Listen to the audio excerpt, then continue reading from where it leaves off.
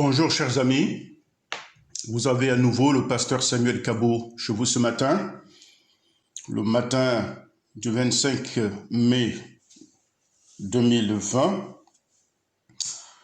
Je compte vous apporter une petite pensée de la part du Seigneur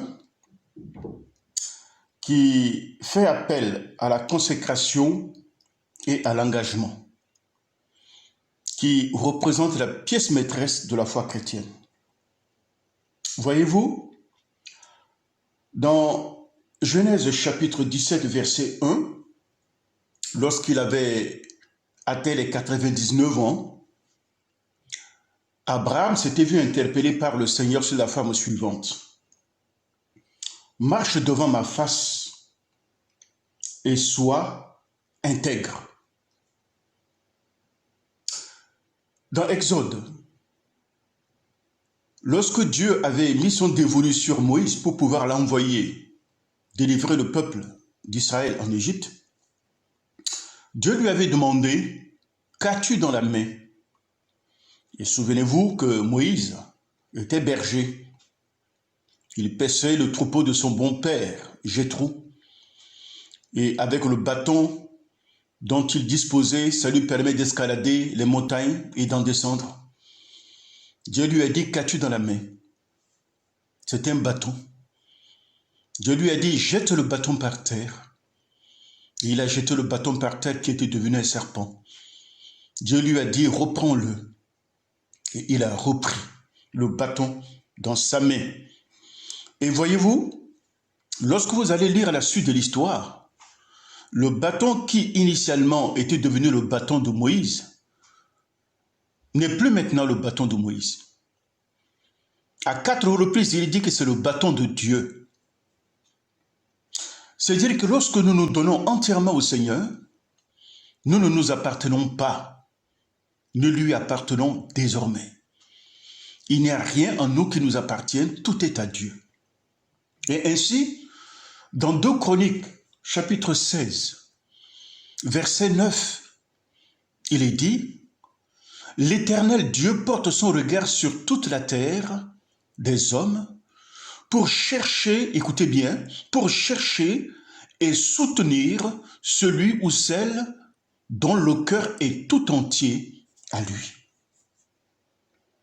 Voyez-vous, l'histoire d'intégrité, l'histoire d'être entier, l'histoire de totalité, qu'on retrouve un tout petit peu au travers des instructions pratiques agricoles que Dieu donnera à son peuple, qu'il ne faut pas que dans un champ qui a 2 espèces de plantes ou de semences, sur un vêtement, il ne doit pas avoir plusieurs types de coutures.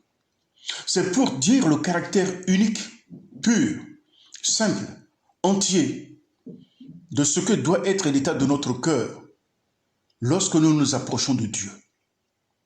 Dieu ne veut jamais un cœur partagé. Et notre nature humaine ne nous aide pas dans cette situation. Voilà pourquoi il n'est pas question de s'appuyer sur la nature humaine, mais de s'appuyer sur Dieu, de s'appuyer sur l'œuvre de Christ. Nous sommes en train de nous acheminer vers Pentecôte. Et peut-être dans la semaine, nous aurons examiné la plus profonde pensée concernant cette dimension. Et ce matin, je vais déjà vous exposer une partie au travers de ces textes que je vais les citer, mais surtout au travers de celui que vous connaissez très très bien, de la plume de l'apôtre Paul. Romains chapitre 12. Je vous encourage donc, frères et sœurs, par les compassions de Dieu, à offrir votre corps comme un sacrifice vivant, saint, agréable à Dieu. Ce serait de votre part un culte raisonnable. Ne vous conformez pas au monde actuel, mais soyez transformés par le renouvellement de l'intelligence, afin de discerner quelle est la volonté de Dieu, ce qui est bon, agréable et parfait. Ça, c'est une des plus grandes doctrines de consécration et de don de soi que l'on retrouve dans toutes les Écritures. Elle est claire, elle est simple, facile à comprendre et elle est véridique. Mais beaucoup des enfants de Dieu ne comprennent pas le sens de cette consécration. Leur cœur est partagé entre le désir de ce monde ou leur cœur est partagé entre leur propre vie et celle de Dieu, oubliant que dans leur existence humaine, c'est la vie de Dieu qui doit se manifester au travers d'eux. Ils n'ont pas encore donné leur corps entièrement en sacrifice à Dieu. Ils n'ont pas encore donné toute leur pensée orientée vers Dieu. Dans leur tête se retrouve une sorte de combat entre me sauver moi-même et mener une vie de consécration qui est celle de faire une confiance absolue à Dieu.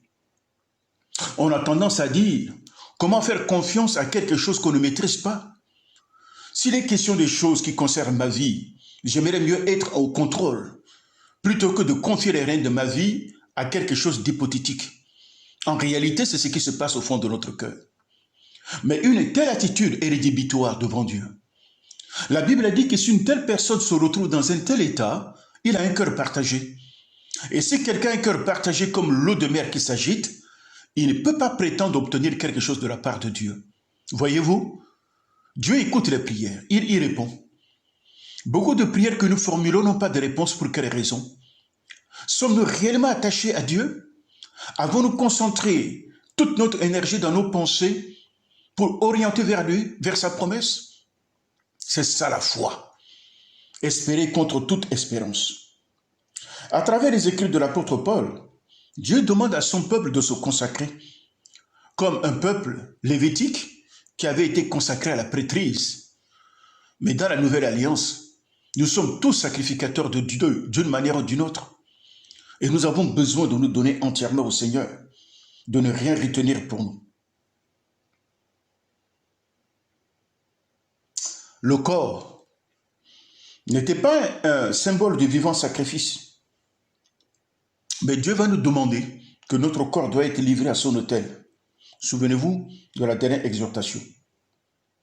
De même, celui qui veut se réclamer parfait devant Dieu, même malgré ses défauts, même malgré ses infirmités, même malgré ses péchés qui arrivent de temps en temps, quelqu'un qui se donne entièrement à Dieu, c'est un être parfait, un être sans défaut. Parce que lorsque tu te donnes à Dieu, ton péché commis est recyclé dans un logiciel de Dieu qui, par son amour, fait concourir toutes choses à notre faveur, y compris nos propres erreurs. Oui, de même que le sacrifice posé sur l'autel est enflammé par la présence de Dieu pour dire que ton sacrifice est accepté du Seigneur, nous devons sans cesse livrer notre vie à l'autel de Dieu chaque jour et chaque matin. C'est de cette manière-là que nous disons à Dieu, Seigneur, je te donne tout. Je ne me conforme pas à ce siècle présent, ni dans sa manière de penser, ni dans son comportement, ni dans son attitude. Je ne cours pas pour les besoins de ce monde que je combats, mais si je cours pour toi. Et je ne me conforme pas à ce monde, ni dans mon intelligence, ni dans ma manière de parler. À partir de ce moment où mon intelligence et ma manière de parler, ma manière de penser est entièrement consacrée à Dieu, le Saint-Esprit prend le relais pour m'accorder maintenant l'intelligence spirituelle, pour connaître les profondeurs de Dieu, pour m'amener à discerner ce qui est agréable et parfait à Dieu. Et je marcherai ainsi de gloire en gloire, et la main de Dieu venant me soutenir, et quelle que soit la tempête qui se dressera devant moi, la victoire est assurée. J'ai déjà vu l'issue de la bataille avant de m'engager, parce que je sais que Jésus est triomphateur, car la Bible a dit, nous sommes plus que vainqueurs par celui qui nous a aimés. Alors, ma chère sœur, mon cher frère, attache-toi à Dieu. Les temps qui courent ont pour objet de nous détacher de l'amour du Seigneur, ont pour objet de nous partager, mais nous ne devons pas être partagés, mais nous devons sortir de l'usine de Dieu, purifiés par le feu, comme de l'or, qui acquiert de la valeur au fur et à mesure qu'il passe par le feu. Soyez bénis de la bénédiction de l'Éternel, comme nous avons été bénis de toutes sortes de bénédictions spirituelles en Jésus dans les lieux les plus élevés. Alors permettez-moi de prier avec vous, pas pour vous, mais de prier avec vous. Seigneur, il y a des secrets de la vie spirituelle qui nous échappent. Et puisqu'elles nous échappent, nous n'arrivons pas à y conformer notre cœur. Et même parfois, lorsque nous le savons, la force de la terre nous pousse à nous éloigner de toi, en ce que parfois nos cœurs sont partagés. Nos regards sont partagés vers la séduction des choses de la terre, et nos regards également sont tournés vers toi. Mais tu n'aimes pas cela. Tu nous interpelles ce matin à être tout entier à toi. Sois béni, Seigneur. Accepte l'offrande de notre corps, de notre être, de notre esprit. Tout est à toi, dans le nom de Jésus-Christ, notre Seigneur bien-aimé. Amen. Soyez bénis.